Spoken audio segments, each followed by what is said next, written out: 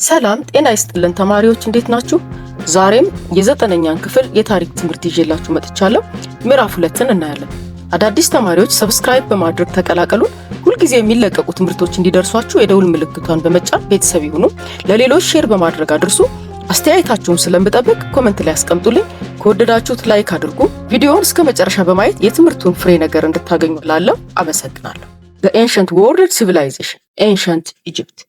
When we see about the ancient Egypt, እንግዲህ ዛሬ ስለ ዓለም ስልጣኔ ስለ ጥንት ስልጣኔ ሀገራት ነው የምናነሳው። ከነዛም መካከል ከአፍሪካ አህጉር ጀምረን ዛሬ የምናወራው ስለ ግብጽ ይሆናል ማለት ነው። Ancient Egypt Civilization. The civilization was begun at about 3000 BC. እንግዲህ የግብጽ ስልጣኔ የጀመረው 3000 ከክርስቶስ ልደት በፊት የተጀመረ ስልጣኔ ነው። የብልጽግናዋ መነሻ ደግሞ ናይል ቫሊ ነው። እንግዲህ ናይል ቫሊ ናይል ሸለቆ በብዙ ደለሎችን እየያዘ እየሄደ እዛ ላይ የሚያራግፍበትና ለግብጽ ከፍተኛ የሆነ ሪስክ የሆነበት ሁኔታ ነው። እንግዲህ አራውንድ 3200 BC አፐር ኤንድ ሎወር ኢጂፕት ዩኒፋይድ ባይ ሜነስ። እንግዲህ ሜነስ በሚባለው ገዢ የአፐር እና የላይኛውና የታችኛው ግብጽ አንድ መሆን ችሏል። ታችኛው ግብጽ የሚባለው እንግዲህ በኖርዘርን ሳይድ ያለው ናይል ደልታ አካባቢ የሚገኘው ሆኖ አፐሩ ደግሞ በሳውዙ አሎንግ ደ ናይል ሪቨር ቫሊ አካባቢ የሚገኘው ክፍል ነው። ይህንን እንግዲህ ሁለቱንም መርጅ አድርጎ አንድ ማድረግ ችሎ ነበር ማለት ነው ሚነስ የሚባለው የግብጽ ንጉስ። What about the economic activity of Egypt? እንግዲህ የግብጽን ኢኮኖሚ ስናይ የመጀመሪያው አግሪካልቸር ነው። They produced a large amount of crop production related to the silt from the Nile and the fertile soil for their farming activities. እንግዲህ በተለይ ናይል ቫሊ ላይ በመጠቀም የሲልት ወይም ደግሞ የአፈር ደለል ጥርቅም እዛ ቦታ ላይ ናይል ሸለቆ ላይ ስለሚያገኙ እዛ ላይ ከፍተኛ የሆነ የእርሻ ምርት እንደሚያገኙ እናያለን ማለት ነው። አፈራቸው ደግሞ በጣም ለምና ለእርሻ ተስማሚ እንዲሆን ያደረገው ናይል ቫሊ ናይል ሸለቆ አካባቢ ስለሚጠቀሙ ነው ማለት ነውና እርሻ የመጀመሪያ የኢኮኖሚ ቃስ ባክቦን ኦፍ ዴር ኢኮኖሚክ አክቲቪቲ ነው ማለት ነው። they were more produced wheat and barley. እንግዲህ ሞር የሚያመርቱት ስንዴና ገብስ ነው። ይሁን እንጂ ግን ሌሎችንም የእህል አይነቶች አያመርቱም ማለት ሳይሆን ከፍተኛ መጠን ግን ሲያመርቱ የነበረው እነዚህን ሁለቱን ሆኖ also produced vegetables and different fruits. እንግዲህ እነዚህ አትክልትና ፍራፍሬዎችንም በተጨማሪ በደንብ እንደሚያመርቱና እንደውም they were export for their neighboring states አካባቢያቸው ላይ ላሉ ጎረቤቶቻቸው ኤክስፖርት እንኳን ማድረግ የቻሉ ህዝቦች እንደነበሩ እናያለን ማለት ነው። ሌላው ሁለተኛው ሊቭስቶክስ ነው። እንግዲህ የከብት እርባታ ወይም እንስሳት እርባታ ሁለተኛው የኢኮኖሚክ እንቅስቃሴያቸው ነው ማለት ነው። with their farming activities they done domestication of animals as their economic activities. እንግዲህ ከእርሻው ጎን ለጎን የእንስሳ እርባታንም ያካሂዱ ነበር። በሶስተኛ ደረጃ ንግድ ነው trade. It was another important economic activity in their empire, thus their Egyptian economic aspect. when you say about the Egyptian empire, እንግዲህ ኢምፓየራቸው ምን ይመስላል? it ruled by absolute king called ፋሮ ኦር ፈርዖን ማለት ነው በአማርኛው። ስለዚህ እንግዲህ ሩል የሚያደርጋቸው አብሶሉት ኪንግ ነው፣ ፍጹማዊ አገዛዝ ነው። ኤቭሪ ፓወር ኢን ዘ ሃንድስ ኦፍ ዘ ኪንግ ማለት ነው። ኢምፓየር ዋዝ ላርጅ፣ በጣም ትልቅ ኢምፓየር ነበር የነበራት ግብጽ። ዘ ስቴት ሩልስ ዌር ኮልድ ቪዘርስ፣ በተለይ የስቴቱ መሪዎች ሩለርሶች ቪዘር ተብሎ ይታወቃሉ። እነዚህ ቪዘሮች እንግዲህ they acted as mayors, town of ruler፣ በተለይ እንደ ከንቲባ፣ ታክስ ኮሌክተርስ ኤንድ ጀጅስ፣ እንደ ፍትህ ሰጪ እንደገና ደግሞ ግብር ሰብሳቢ ሆነው ያገለግሉ ነበር። ይሄ ምንን ያሳያል? እንግዲህ የፈርዖን ስልጣን በሚፈልገው መጠን ብቻ በአንድ ሰው እጅ እንዳለና ባለስልጣኖቹ በአንድ ጊዜ በጣም ብዙ ስራን ብዙ ስልጣንን ደራርበው ሲሰሩ እንደነበር ያሳያል። ዳት ሚንስ አብሶሉቲዝም ማለት ነው። ሌላው the pharaohs were regarded as king and god divine calling፣ ከእግዚአብሔር የተሰጠ ብለው ሰማያዊ አመለካከት እንዳላቸው ለንጉሳቸው ትልቅ አክብሮት እንዳላቸው እሱም አፕላይ እንደሚያደርገው ልክ እንደዛው እንደሆነ እናያለን ማለት ነው። he believed to incarnated god and would indeed be life after death። ፈርዖን እምነቱ ምን ነበር ወይም ምን ብሎ ያምን ነበር? ኢንካርኔትድ ማለት ሰው ከሞተ በኋላ ተስጎ ማለት ነው። እንደገና ስጋውን አድሶ መነሳት ይችላል የሚል እምነት የነበረው ሰው ነው። ሰው ከሞተ በኋላ ይነሳል የሚል አመለካከት ነበረው ማለት ነው። ከዛም ጋር ተያይዞ they invented mummification። እንግዲህ mummification to preserve the dead body after death for a long years or for a long time። ይሄ ደግሞ ከእምነታቸው ጋር ይገናኛል ማለት ነው። ያ ማለት life they believe life after death ማለት ነው። እንግዲህ ሰው ከሞተ በኋላ ይነሳል ብለው ስለሚያስቡ ይሄንን በመጠቀም የሰው ስጋ ሳይረግፍ ለረጅም ጊዜ እንዲቆይ ያደርጉ ነበር ማለት ነው። their religion was polytheism means they worshipped many gods። እንግዲህ በጣም ብዙ አማልክቶች እንዳላቸው ፖሊቴስ ማለት ከአንድ በላይ ወይም ብዙ ቁጥር ማለት ነው። ስለዚህ ብዙ ሃይማኖቶችን ይከተሉ እንደነበር እናያለን ማለት ነው። ሌላው ኢጂፕሽያን ኮንትሪቢሽን ፎር ዘ ወርልድ እንግዲህ ለዓለም ያበረከቱት ምንድን ነው? ግብጾች ስልጣኔያቸው ምንድን ነው ብለን ስለ they were great advanced in medicine writing systems እንግዲህ የራሳቸው የሆነ የአጻጻፍ ስርዓት አላቸው። ሄሮግሊፊክስ ይባላል። ይሄንንም ኢንቬንት ያደረጉት ደግሞ በ3000 ዓመተ ቅድመ ክርስቶስ ላይ ነበር ማለት ነው።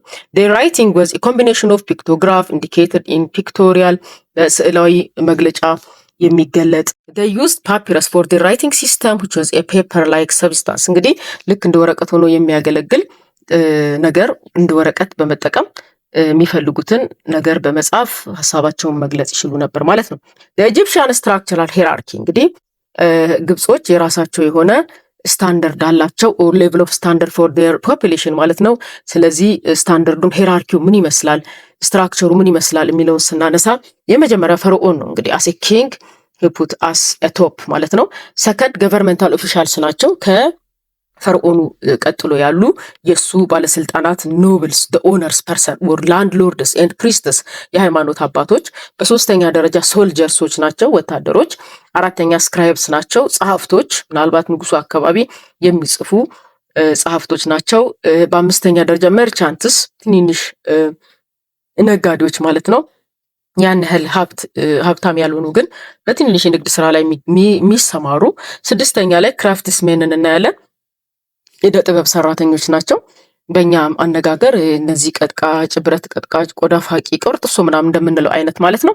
ሌላው እንግዲህ ፋርመርስ ኤንድ ስሌቭስ ናቸው። ገበሬዎችና ባሪያዎች በዝቅተኛ ወይም ታችኛው ደረጃ ላይ ይመደባሉ ማለት ነው። ስለዚህ በዚህ መልኩ ህዝባቸውን ያስተዳድራሉ።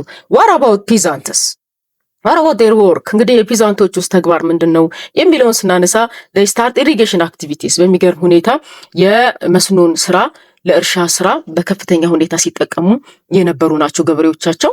ምክንያቱም ያላቸው ናይል ቫሊ ላይ ያላቸው ጥቅም ከፍተኛ ከመሆኑ ጋር ተያይዞ ይህንን የመስኖ ስራ በመጠቀም በጣም ብዙ ፕሮዳክት ያገኙ ነበር ማለት ነው። አግሪካልቸራል ፕሮዳክሽን ፕሮዲውስ ያደረጉ ነበር ማለት ነው።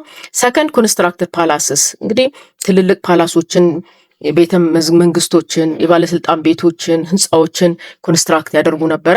ያ ብቻ አይደለም። ሰርድ ኮንስትራክትድ ማሲቭ ተምፕልስ ኤንድ ቶምብስ ፎር ዘ ፋሮስ ኦር ፈርዖን እንግዲህ ትልልቅ የሆኑ ቤተ መቅደሶችን፣ ቶምቦችን። ቶምብ ደግሞ በጣም ጥሩ ተደርጎ የተሰራ መቃብር ነው። ዲስ ቶምብ አር ኖን አስ ፒራሚድስ እነዚህ ትልልቅ በድንጋይ የተሰሩ የተለያዩ ቅርጽ ያላቸው ፒራሚዶችን ይሰሩ ነበር። when their pharaohs died they used as a tomb እነዚህ ፒራሚዶች እንግዲህ ንጉሶቻቸው ሲሞቱ፣ ፈርዖኖች በሚሞቱበት ጊዜ በጣም ቆንጆ ተደርጎ በተሰራ በዚህ ፒራሚድ ውስጥ እንዲቀበሩ ይደረግ ነበር ማለት ነው። የሚሰራው ለፈርዖኖቹ ነበር ማለት ነው። when you say about decline of Egypt እንግዲህ at the last Egypt become to fall or deteriorate what about the cause ኢንተርናል ኤንድ ኤክስተርናል ፋክተርስ እንግዲህ በሁለት ፋክተሮች ምክንያቶች አማካኝነት እንግዲህ ግብጽ ወድቃለች። የመጀመሪያው ኢንተርናል ፋክተርን ስናነሳ ፈርስት ፖለቲካል ኢንስታቢሊቲ ነው፣ የፖለቲካ አለመረጋጋት።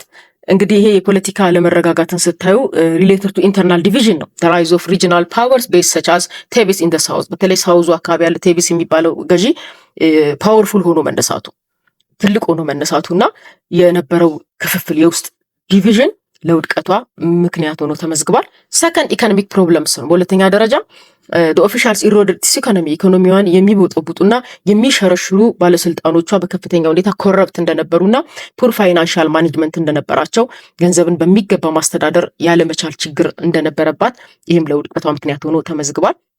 the second when you say about external factor ፈርስት ፎሬን ኢንቬዥን ነው፣ የውጭ ወረራ ነው። ባይ ፓወርፉል ኢንቬደርስ ላይክ አሺሪያንስ፣ ፐርሺያንስ ኤንድ ግሪክ አሺሪያን እና ፐርሺያን ባይ ዘ ሊደር ኦፍ አሌክሳንደር ደ ግሬት እንግዲህ ተወራ ወረራ እንደተደረገባት፣ ይህም ለውድቀቷ ምክንያት ሆኗል ማለት ነው። በሁለተኛ ደረጃ አንደር ኤክስተርናል ፋክተር ሎዝ ኦፍ ሶቨርኒቲ ነው። እንግዲህ ዳት ሚንስ ኢጂፕት ካም አንደር ፑት አንደር ደ ፎሬን ሩልስ ማለት ነው። በውጭ አገዛዝ ስር መውደቋ የሉዓላዊነት መመታት ወይም ደግሞ መሸርሸር ችግር ለውድቀቷ ምክንያት ሆኗል ማለት ነው። the second under African civilization Nubia or Kush was a kingdom along the Nile river the recent north eastern Sudan እንግዲህ ኩሽ የምትባለው ወይም ኑቢያ የምትባለው በተለይ አሁኗን ኖርዝ ኢስተርን ሱዳንን የምትወክል ነበረች ማለት ነው። it existed from 2000 BC to 350 AD እንግዲህ ከ2000 ዓመተ ቅድመ ክርስቶስ እስከ 350 ከክርስቶስ ልደት በኋላ የቀጠለች እንደነበረች እናያለን። when you see about the economic activities of Nubia, first agriculture እንግዲህ the basic economic activity of Nubia, it used for social differentiation and stratification or classification of the level of their people። እንግዲህ አግሪካልቸር በጣም አሴ ባክቦን ስለሆነ እንደውም የህዝቧን ሌቭል ወይም ደረጃ የምትለየው ሰፊ እርሻ ሰፊ ምርት ማምረት በሚችል ማህበረሰብ ነውና ጀስት አስ ዲፈረንት ወይም ደግሞ ልዩነት እንዲፈጠር ሌቭል ወይም ደግሞ ኢቫሉዌት የምታደርገው ባላቸው የእርሻ ስፋትና የእርሻ ስራ ነበር ማለት ነው። ስለዚህ ይሄ ትልቅ ቦታ ለእርሻ እንደነበራቸው ያሳያል። አር ፕሮዲውስ ሲሪያል ቬጂቴብልስ ኤንድ ፍሩትስ እንግዲህ የእህል አዝርቶችን እንደገና ደግሞ ቬጂቴብል እና ፍሩትስ ያመርቱ እንደነበረ እናያለን። ሰከንድ ፓስቶራሊዝም ነው። እንግዲህ ፓስቶራሊዝም አናዘር ኢምፖርታንት ቤዝ ኦፍ ሰብሲስታንስ ኢኮኖሚ እንግዲህ ከእጅ ወደ አፍ ለሆነው ኢኮኖሚያቸው ጀስት አስ ሰብሲስታንስ ኢኮኖሚ ማለት ነው። ፓስቶራሊዝም በሁለተኛ ደረጃ ተመዝግቧል። when you see about in Nubia especially desert area of Kush ማለት ነው። በተለይ በረሃማው አካባቢ ላይ the pastoralists move from one area to the other for searching water and grass for their cattle, water for their life ማለት ነውና ሳር ለከብቶቻቸው ለህይወታቸው ለራሳቸው ማቆያ ደግሞ ውሃን ፍለጋ ከቦታ ቦታ ሙቭ እያደረጉ የሚንቀሳቀሱ የኢኮኖሚ አይነት ነው። ስለዚህ በዛ መልኩ ህይወታቸውን የሚመሩም ማህበረሰቦች ነበራት ማለት ነው። በሶስተኛ ደረጃ ትሬድ ኦር ንግድ ነው። አናዘር ኤንድ አዲሽናል ኢኮኖሚክ ቤዝ ኦፍ ኑቢያ ነው። እንግዲህ ይሄ በተጨማሪ እንግዲህ የምትሰራው የኢኮኖሚ እገዛ የሚያደርግላት ነው ንግድ። ፍሮም 2000 to 700 ቢሲ እንግዲህ ከክርስቶስ ልደት በፊት ከ2000 እስከ 1700 ድረስ ኢጅፕት ኮንከርድ ኤንድ ሩልድ ሎወር ኑቢያ በተለይ ሎወር ኑቢያ ሞስት ፓርትስ ኦፍ ኑቢያ ኢን ኖርዘርን ሳይድ ማለት ነው። ግብጽ ወረራ አድርጋባት ነበረ ማለት ነው። when you see the ኑቢያ ሩለር ስትመለከቱ ደግሞ the absolute kings they ruled by absolute kings and queens እንግዲህ በንግስትም በንጉስም ተመርተዋል። እነዚህ ደግሞ ፍጹማዊ አገዛዝ ያላቸው ንጉሶቻቸውና በንግስቶቻቸው ይመሩ ነበር ማለት ነው። they consider their king and queens as divine ruler እንግዲህ ከእግዚአብሔር የተሰጡ ንግስትም ከእግዚአብሔር የተሰጡ ናቸው ዲቫይን ኮለር ናቸው ብለው የሚቀበሉ ነበሩ። their rulers or kings applied just as the leader of religion and also the political leaders ማለት ነው። when you see about development of Nubia or the contribution of Nubia ምን ይመስላል በዓለም ደረጃ የሚለውን ስናይ they known by metal technology በጣም ብረታ ብረት ነገሮችን ምርቶችን ፕሮዲውስ በማድረግ እንደገና ደግሞ አክሰሱም አላቸው በዚህ ይታወቃሉ። ሌላው ሜሮዌ ኩሽ ኑቢያ ብሎ ይገልጣል። እንግዲህ ሜሮዌ ማለት ሌላ ቦታ ያለችውን አምጥቶ ሳይሆን the capital city of ኑቢያን ለመግለጽ ነው ሜሮዌ ብሎ እዚህ ጋር የገባው።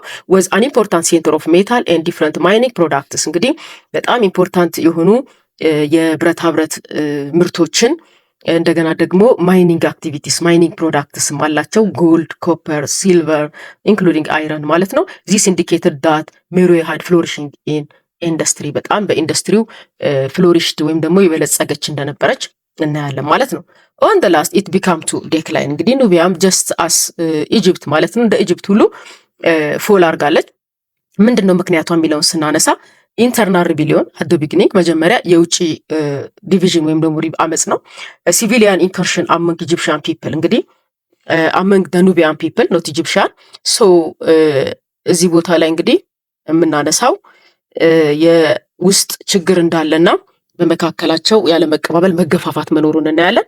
ሰከንድ ላይ ፎሬን ኢንቬዥን ነው እንግዲህ ቅድም ግብጽም ወራት እንደነበረ አንስተናል። ዘ ሎወር ፓርትስ ኦፍ ዘ ካንትሪ ማለት ነው ኢጂፕሽያን ኮንከርድ on the last in 3050 AD ላይ ሜሮዌ was invaded and destroyed by አክሱማይት ኪንግ ኢዛና እንግዲህ 350 ከክርስቶስ ልደት በኋላ ሜሮዌ was invaded and destroyed by አክሱማይት ኪንግ በንጉስ ኢዛና በኢትዮጵያ ንጉስ በአክሱም ንጉስ ኢዛና መወረሯና እንደውም ሙሉ ለሙሉ መጥፋት እንደቻለች እንግዲህ ታሪክ ይነግረናል ማለት ነው። እንግዲህ እስካሁን ካወራውላችሁ ሁለቱ ሀገራት መካከል ጥቂት ጥያቄ ያነሳላችኋለሁ።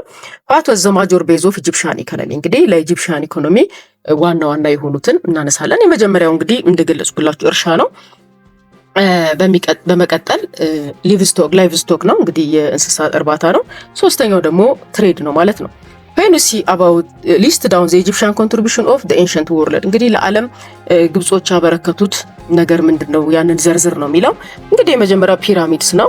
በሁለተኛ ደረጃ አሴ ሜዲሲን ሙሚፊኬሽንን ኢንቨንት አድርገውልናል። ኢሪጌሽን ፎር አግሪካልቸራል ፕሮዳክሽን፣ ራይቲንግ ሲስተም እንግዲህ እነዚህ ዋና የሚገለጹ ኮንትሪቢዩሽኖች ናቸው ማለት ነው። when we say about the third, where is the recent existence of ancient Nubia? እንግዲህ አሁን ላይ የምትገኘው አሁን ላይ ላለው ኤግዚስተንስ ኑቢያ ያኔ የነበረችበት ቦታ አሁን ላይ የት ነው የሚገኘው? ሪሰንትሊ ነው የሚለው። ያም ደግሞ በሰሜን ምስራቅ ሱዳን አካባቢ ያለው ኤሪያ በሙሉ ኑቢያ በሚለው እንደሚታወቅ እናያለን ማለት ነው።